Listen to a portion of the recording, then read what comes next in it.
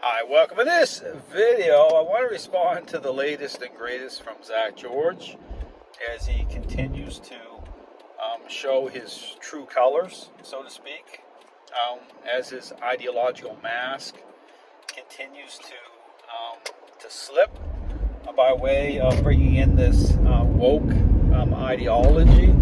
And the latest video he put out talking about police canine in terms of, again, of trying to frame it up as abuse, and this aversive, the aversive method as he tries to kind of frame it up, in that police canine shouldn't be exempt when it comes to legislation. Again, we talk about his idea about legislation.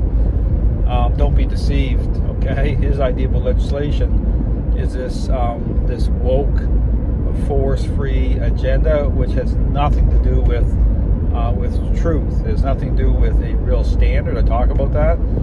It's all about control, and not in a good way. Okay, control to the level where you won't even want to own a dog. And incredible, these individuals, they don't even want to use certain words like ownership. They use words like guardian, okay? And so, but his latest video, again, talking about, coming up against police canine, talking about how he's for, defund the police. Just incredible. Because again, you get this whole thing about these, radicals, okay? This kind of radicalization, and talk about defund the police. Well, my background is police canine for years. In fact, the incredible thing is, and when I kind of stepped over the blue line, coming into the public, arena to help, just your average dog owners years ago, and I started kind of looking around, okay, and looking at this ideology, guys like Zak George. My first thought was, what the heck is this? Like, this is like, and then go to the level, okay, I'm gonna, again, I talk about my journey through all that, figuring this mess out, and realizing that, that guys like Zak George have no clue about, again, even in terms of encountering high drive dogs. Again, put a video about his idea about encountering an aggressive dog. He's got treats in his hand, okay.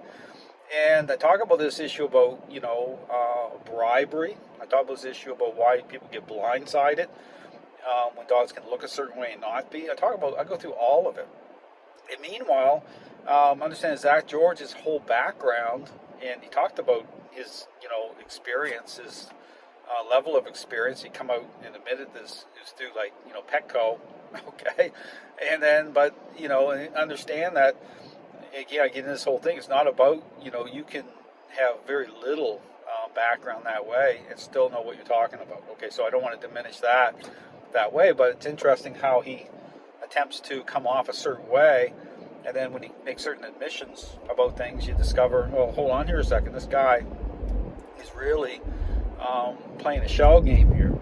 But all to say that, again, we talk about police canine. I understand that this guy has no experience that way. He's trying to, again, just play off of this ideology, and almost like he's at a level now where it's almost like he's kind of just saying, what the heck, I'm just going to come right out and show my true colors here, my true ideological self, and the heck with it. And that's what's happening. Understand, you see, but again, so it's kind of a good thing in a way when you see what's happening here in the dog training world. You're seeing this type of separation now. You're starting to really see things at the way that they are. So not necessarily everything that's happening, even to guys like Zak George, is bad.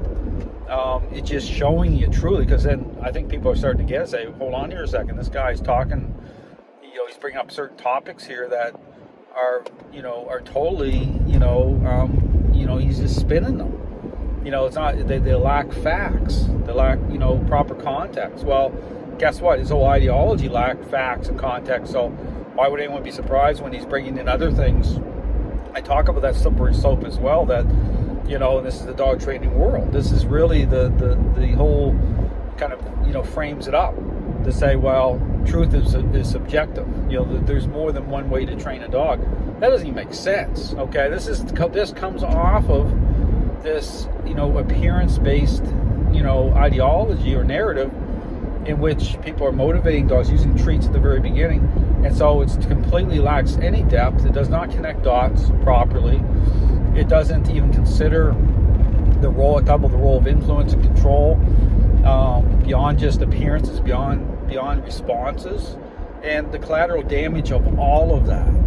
So all to say that Zak George, he has no business talking about that which he has no background with, no experience with. You get into police canine, these high drive dogs, and you know, where again, you know, training does matter. Okay, he wouldn't survive 10 seconds. Okay, he wouldn't survive 10 seconds. But see, that's the funny thing. You get these guys out there on social media who've got lots to say. Like, in fact, the ones that have the most to say shouldn't be saying anything, but have the most to say on social media about, you know, police canine and everything. They have no background, no experience, and then they want to take control of all of it. And that's how it works. Understand, if you ever have worked in certain jobs, and this is how you kind of want to see this, and I think everyone's kind of experienced this. You walk into a certain, you know, job environment, and it's always the people that are the laziest, that, you know, got the most to say about everybody, and you know, can't when the chips are down, can't perform. Those are the ones that want to run everything. Those are the ones that want to be like the boss. And if they become the boss, like, people quit like crazy. Like, say, I don't want to work for this individual. Other words to describe that person, but I don't work for this person. This is a joke. Why would you? And see, that's the problem here right now in the dog training world. All these people that want to take control, have the most to say, they actually know the least. Okay, it's all superficial. It's all feelings based. It's just weak. It's permissive. Okay, but this is what the dog training world has become. These weak individuals who, you know, want to just, you know, talk about defund the police. It doesn't even make sense. Someone like Zak George, get in a situation, he'd be the first one calling the police. Okay, he'd be the first guy picking up the phone, you know, crying for help. Okay, and he's the guy saying so. And it's no different than, again, you get these certain figures, politicians, they talk about anti-gun, and they're surrounded by, you know, security and bodyguards with armed to the teeth with guns. It's just so much hypocrisy in all of it. Okay, understand the world. You know, this is a fallen world, it's a broken world. But again, see guys like Zak George, I just shake my head. So understand that he has no clue what he's talking about, and he just, you know, it's almost like he wants to be more divisive, or he's just saying, you know what, I'm just gonna, you know, be who I really was all along, and which is a good thing, because now you get to see it. Thanks for watching.